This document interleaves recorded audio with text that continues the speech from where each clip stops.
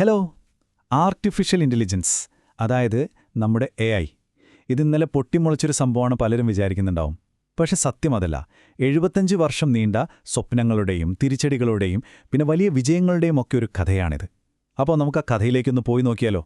കണ്ടില്ലേ, നമ്മുടെ കഥ തുടങ്ങുന്നത് തന്നെ ഒരു പരാജയത്തിൽ നിന്നാണ്. 1956-ലെ ഡാർട്ട്മൗത്ത് വർക്ക്ഷോപ്പ്. ചിന്തിക്കുന്ന ഒരു മെഷീൻ ഉണ്ടാക്കാനുള്ള അവരുടെ ആ ശ്രമം അത്ര ദയനീയമായി പരാജയപ്പെട്ടെങ്കിൽ പിന്നെ എങ്ങനെയാണ് ഇന്ന് നമ്മുടെയെല്ലാം പോക്കറ്റിലിരിക്കുന്ന ഫോണിൽ വരെ AI എത്തിയത്? ആ ചോദ്യത്തിനുള്ള ഉത്തരമാണ് നമ്മൾ ഈ വിശകലനത്തിൽ കണ്ടെത്താൻ പോകുന്നത്.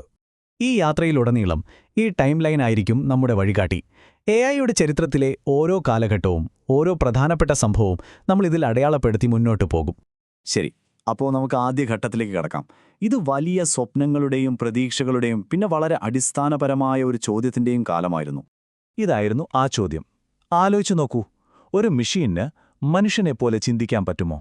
അന്നത്തെ ഗവേഷകരുടെ ഏറ്റവും വലിയ ലക്ഷ്യം തന്നെ ഇതായിരുന്നു. ഈ കാലഘട്ടത്തിലെ പ്രധാന സംഭവങ്ങൾ നോക്കി 1950-ൽ അലൻ ട്യൂറിംഗ് ഈ വലിയ ചോദ്യം ചോദിക്കുന്നു. 1956 ആയപ്പോഴേക്കും അതിനൊരു പേരുവരെയായി, ആർട്ടിഫിഷ്യൽ ഇൻ്റലിജൻസ്.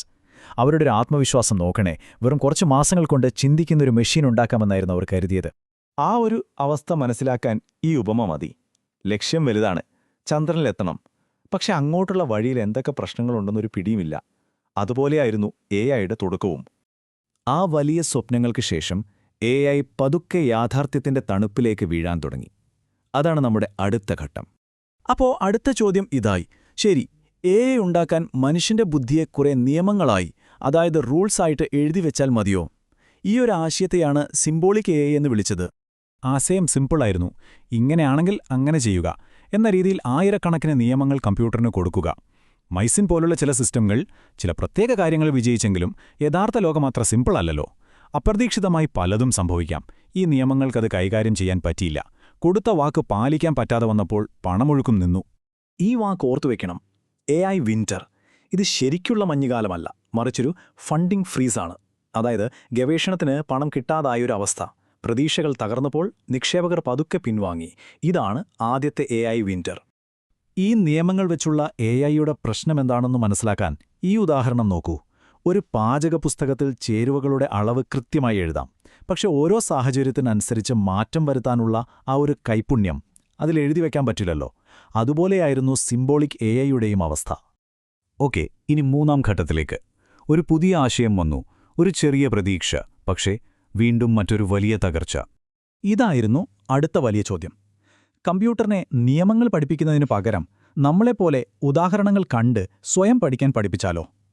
ഇതാണ് ന്യൂറൽ നെറ്റ്വർക്കുകളിലേക്കും മെഷീൻ ലേണിംഗിലേക്കും വഴി തുറന്നത്. നമ്മുടെ തലച്ചോറിന്റെ പ്രവർത്തനത്തിൽ നിന്ന് പ്രചോദനം ഉൾക്കൊണ്ട ന്യൂറൽ നെറ്റ്വർക്കുകൾ എന്ന ആശയം വളരെ മികച്ചതായിരുന്നു. 1986-ൽ ബാക്ക് പ്രൊപ്പഗേഷൻ എന്നൊരു അൽഗോരിതം വന്നതോടെ അവയ്ക്ക് എങ്ങനെ പഠിക്കാമെന്ന് ഒരു വഴിയും കിട്ടി. പക്ഷേ കഥ വീണ്ടും ആവർത്തിച്ചു. അന്നത്തെ കമ്പ്യൂട്ടറുകൾക്ക് ഇതൊന്നും പ്രവർത്തിപ്പിക്കാനുള്ള വേഗതയില്ലായിരുന്നു. പഠിക്കാൻ ആവശ്യത്തിന് ഡേറ്റയും ഉണ്ടായിരുന്നില്ല. ഫലമോ? രണ്ടാമത്തെ AI വിന്റർ. ഇതെങ്ങനെയുണ്ടെന്ന് വെച്ചാൽ, നിങ്ങളുടെ കയ്യിലൊരു ഗംഭീര സിനിമയുടെ കഥയുണ്ട്. പക്ഷേ ഷൂട്ട് ചെയ്യാനുള്ള ക്യാമറയും ഫിലിമും എഡിറ്റിംഗ് സംവിധാനങ്ങളൊന്നും അത്ര പോരാ. ആശയം ശരിയായിരുന്നു, പക്ഷെ അതിനെ പിന്തുണയ്ക്കാനുള്ള ടെക്നോളജി അന്നുണ്ടായിരുന്നില്ല. ഈ പരാജയങ്ങൾക്ക് ശേഷം AI കുറച്ചുകാലത്തേക്കൊന്ന് ഒതുങ്ങി. വലിയ അവകാശവാദങ്ങളൊന്നുമില്ലാതെ നിശബ്ദമായി അടിത്തറപ്പാകിയ വർഷങ്ങളായിരുന്നു അത്. അപ്പോൾ ഗവേഷകർ അവരുടെ തന്ത്രം മാറ്റി. ചിന്തിക്കുന്ന യന്ത്രം എന്നൊന്നും പറയാതെ മെഷീൻ ലേണിംഗ് എന്ന പേരിൽ ചെറിയ എന്നാൽ ഉപകാരപ്രദമായ കാര്യങ്ങളിൽ ശ്രദ്ധ കേന്ദ്രീകരിച്ചു. നമ്മുടെ ഇമെയിലിലെ സ്പാം ഫിൽറ്ററൊക്കെ പോലെ. ഇതിനിടയിൽ 1997-ൽ IBMന്റെ ഡീപ് ബ്ലൂ ചെസ് ഇതിഹാസം ഗാരി കാസ്പ്രോവിനെ തോൽപ്പിച്ചു.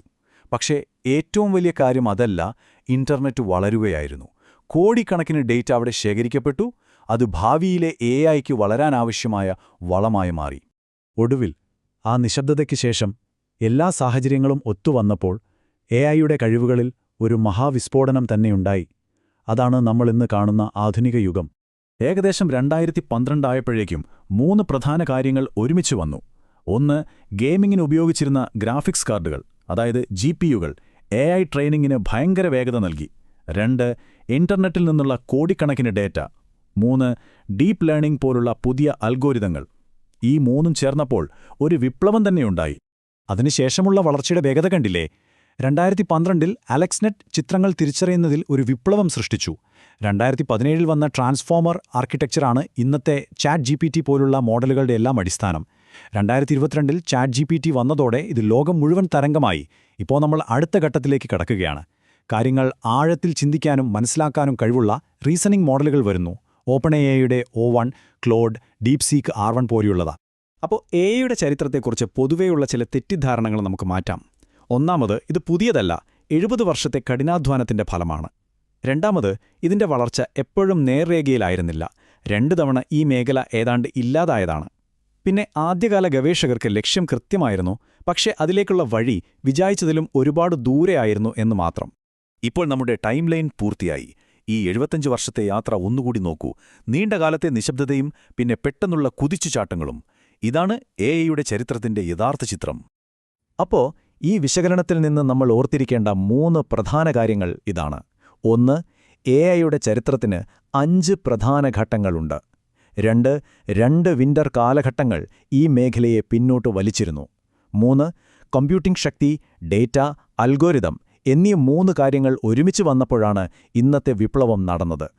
ഈ ചരിത്രത്തിൽ നിന്ന് നമുക്കൊരു പാഠമുണ്ട്. 1956-ൽ കണ്ട സ്വപ്നം യാഥാർത്ഥ്യമാവാൻ ശരിയായ ഘടകങ്ങൾ ഒരുമിച്ച് വരുന്നതുവരെ കാത്തിരിക്കേണ്ടി വന്നു. അങ്ങനെയെങ്കിൽ AI-യുടെ അടുത്ത വലിയ മുന്നേറ്റത്തിന് ഇന്ന് നമുക്ക് എന്തായിരിക്കും കുറവുള്ളത്? ഈ ഒരു ചോദ്യം ഞാൻ നിങ്ങൾക്കായി വിട്ടുതരുന്നു.